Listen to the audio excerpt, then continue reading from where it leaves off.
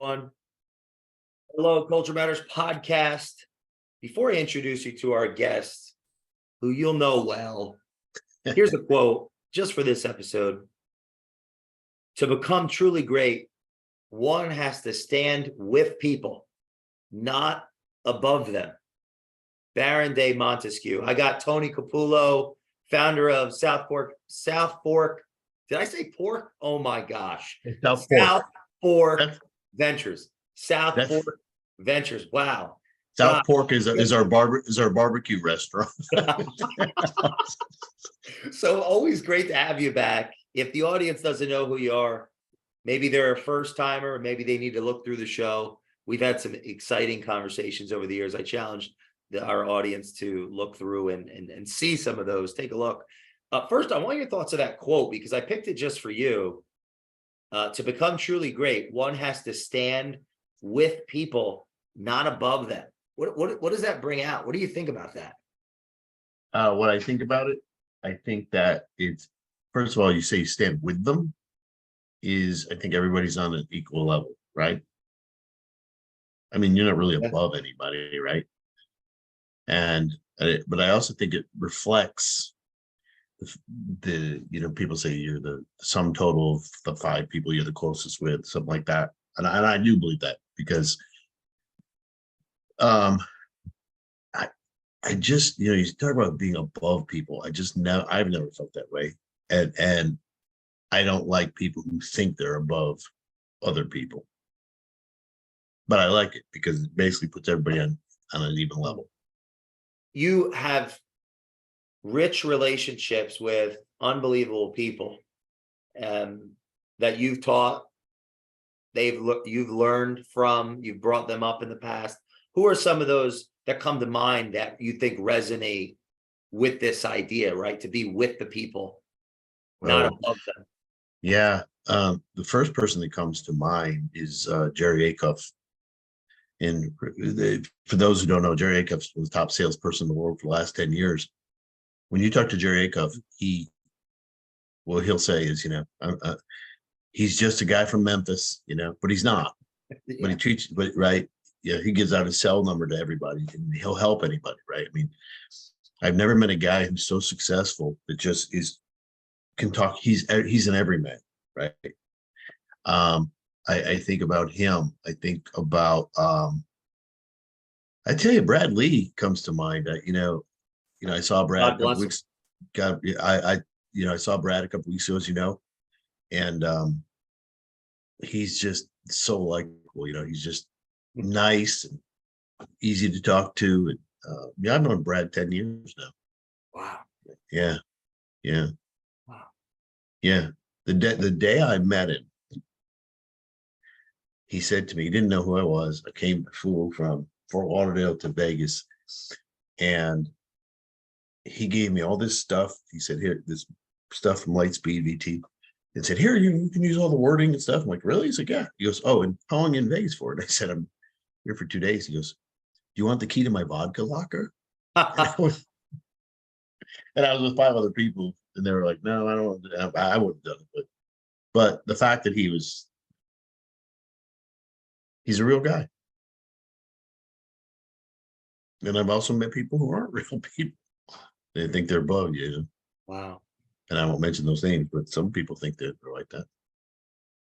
What would you say are some of the qualities that make someone a strong expert in their field? Because you've built relationships with, consulted for, and collaborated with the Jerrys, the Brads, the unbelievable people.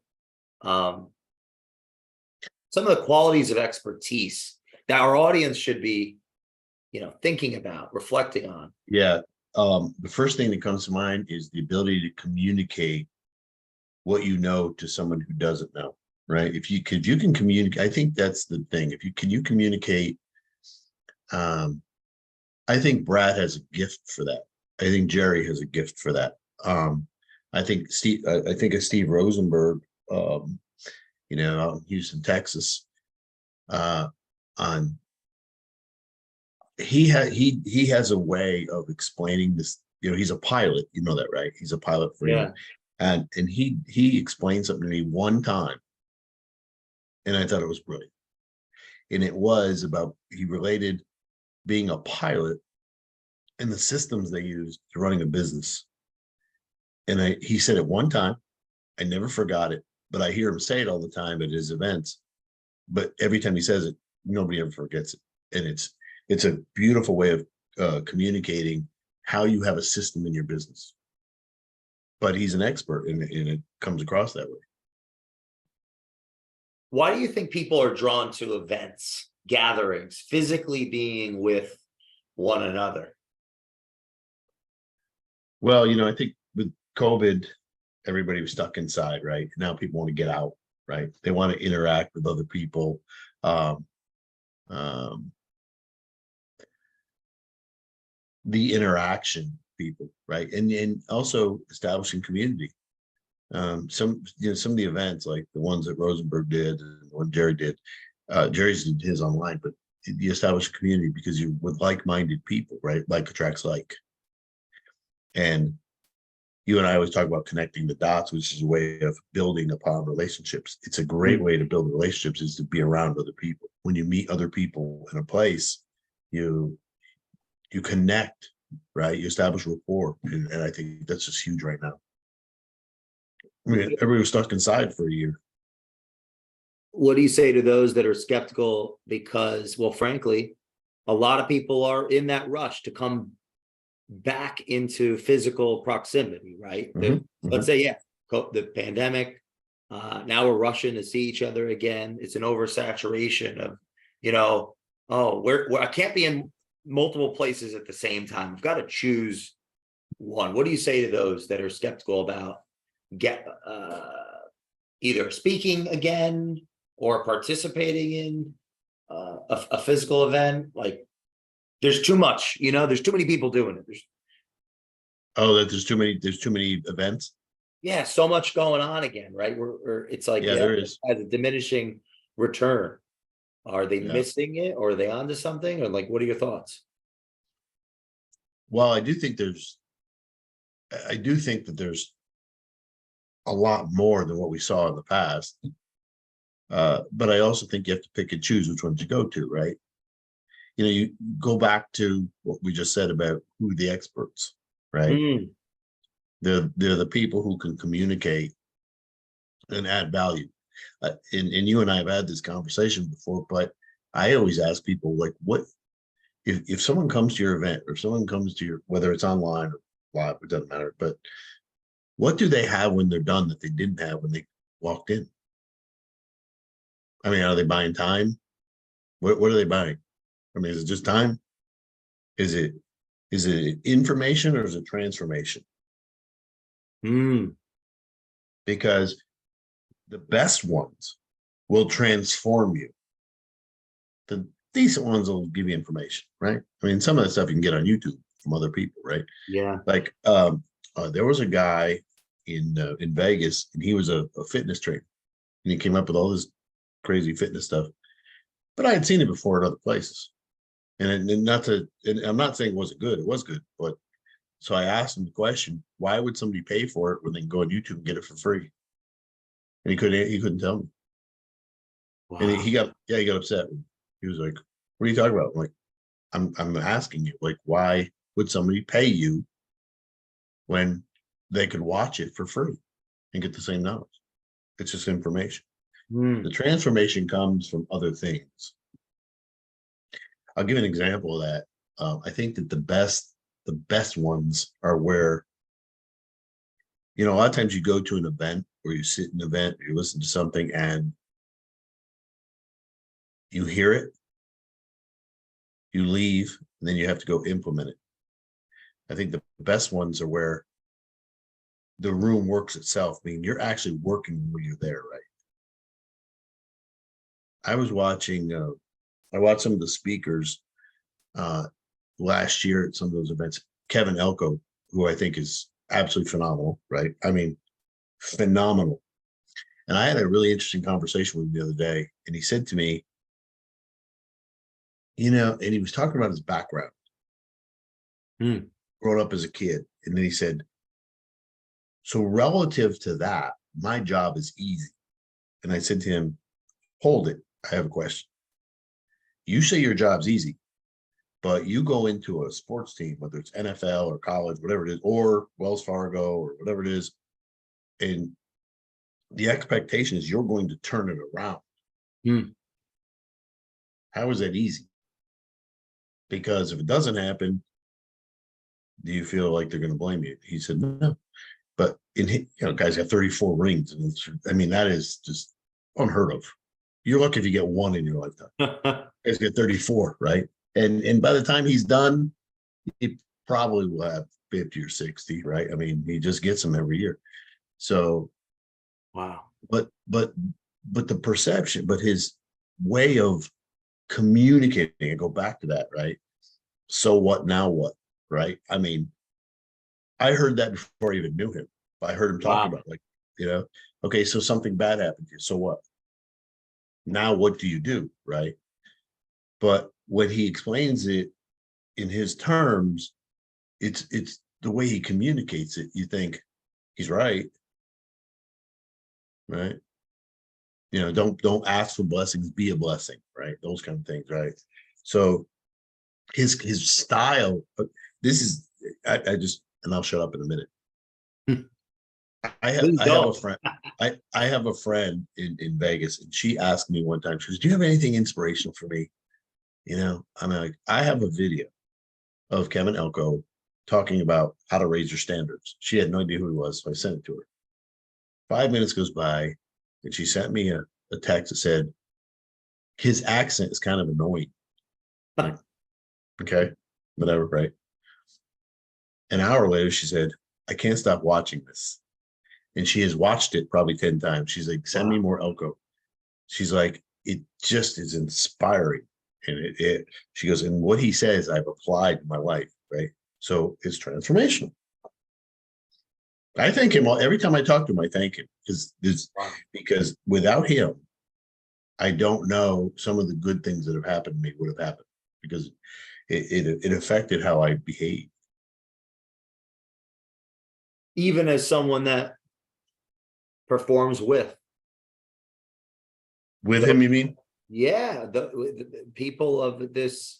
So meaning, I guess, like, it makes me think of the person that's maybe hesitant to put themselves in a room of people that appear to, could be a bit overwhelming or intimidating. I felt that.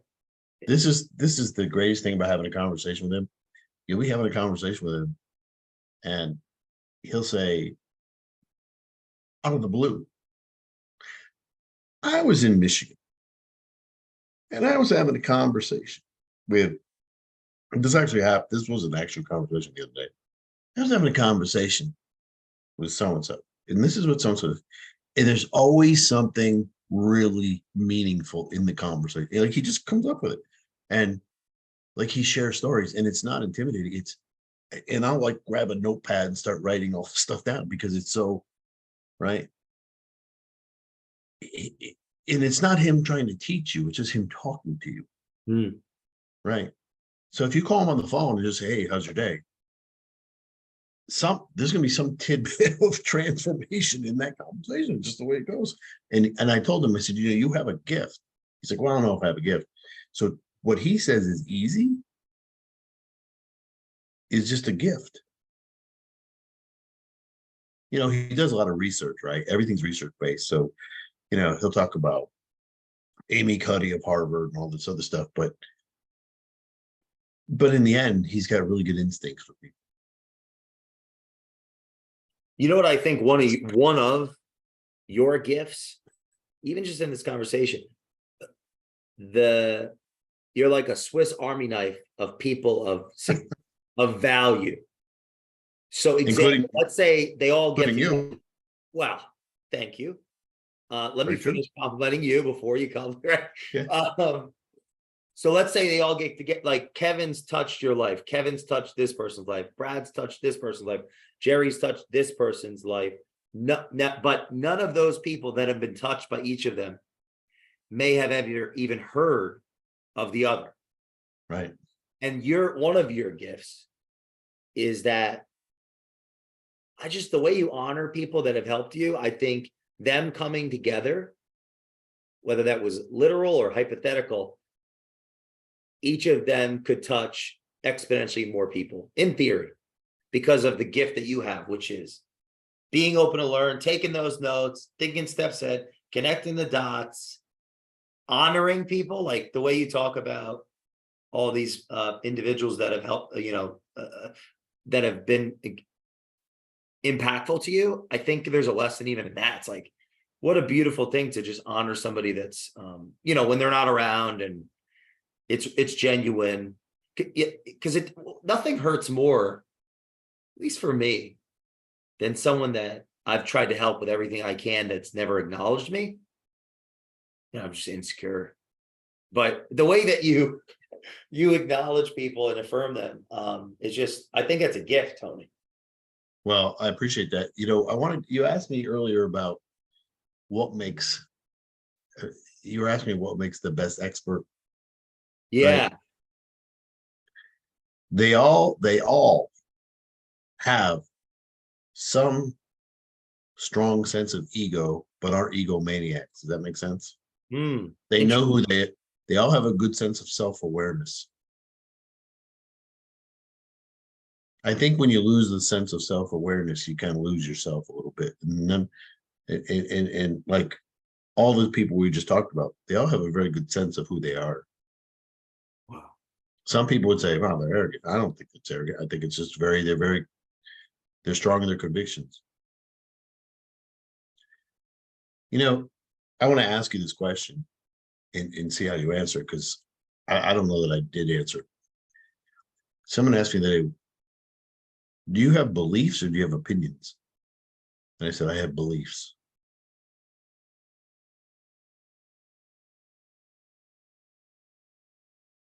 Right? It's a good question. It made me think. I was like, I have beliefs. Right? Deep question. Because my beliefs are my convictions. That's kind of how I looked at it. Right? I believe you're very effective. You're a great guy. I believe you're very effective. It's not my opinion. It's a belief. I believe that. Yeah, I think I agree with you. Right? It's a tough question. Well, it seems like if something has to be just there, I think there could be an undertone of maybe guardedness or defensiveness in the labeling of something that's clearly both, right? Because life is very complicated. We don't know exactly what is fully true or not. Like freedom of speech is implicit that our opinions have worth to them. Right. We're free to speak. Right. So I just think that it's the same thing. I think, it's like a linguistic confusion in a sense. I think it's both. Like our beliefs, there's a level of subjectivity to it because there's us, and there's a level of objectivity, and we don't exactly know, how to verify them without each other in a sense. So my answer is it's both. I think I have both. I think I have things I believe in, and I think that with belief comes opinion. Right. But it's a good question. On that. It's a deep question. It's a very deep question. Elko asked me the question. When I was a kid, wow. I was raised Catholic. My mother used to go to church like 3 times a week, and so she sent me to this Catholic group twice a week after school. One day she said to me, so as I got older, she said, well, what do you believe? I said, what do I believe? I believe they're going to tell me to get the hell out soon. I mean, that's what I believe. I wasn't too far off, but but that's a belief. That wasn't an opinion. But anyway, I just raised that because Elko asked me that question. He was talking about the difference between them and asking, do you have beliefs or opinions? And I mean, I think everybody has both, but it made me think. Powerful. What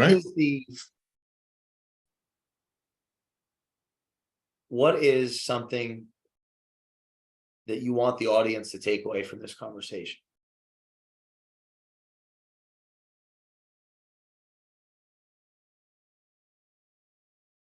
Wow. I would say that to seek out transformation much more than information, because information may be misapplied, right? You can take information, misapply it. Transformation is just that. It'll rock your world in a great way. So I would say seek out people, experts who are good communicators, know their shit, and will follow through, right? Mm. Because transformation may not be instantaneous, right? You send a person to a gym, they're not going to walk out svelte if they're not, right. They don't walk in overweight, come out svelte. It takes time, but you have to have the belief that it's going to happen, not the What opinion. that just made me think of, when you go to the gym and you see other people there and you make those friendships and you start having that implicit accountability, it makes me think of what happens at events, right? Information can be an individual thing. Transformation is a village. It's like I'm putting myself in that environment. I'm meeting new friends. It's that experience of being there that helps transform. I don't know. What are your thoughts on that? Well, I think I may have said this to you before. When I go into a gym, I have and I wore the shirt out. I had to get another one. It says, "I'm not here to talk," because I didn't want people talking to me. And some people would say, well, that's not very friendly. And it wasn't that. It was, I had the belief that if I was immersed in what I was doing, so hyper focused that nothing else around me was going on, that I would get a better result. And it works. It's when you lose that kind of focus and you start, oh, I'm going to talk to this person, talk to that person, I'm going to get on my phone. That for me, I'd go off the rails. I mean, you walk out and go, I didn't get a good one today. I'll get it tomorrow. There's no tomorrow. We'll do it today. Or which I love, Dr. Conte would say, tomorrow's over with. You're not thinking about tomorrow. The only thing you have is today. You have right now. That's what you can control. So if that's the case, I'm not thinking about my workout tomorrow. I'm thinking about what I am doing today. And everything, this conversation is about right now, right this second. Not what I'm doing when I'm done. Right? Tony, thanks for coming back. Thank you for having me, Jay. I'm going to sing you happy birthday next Sunday, brother. I appreciate you. Love you, buddy. Love you, man.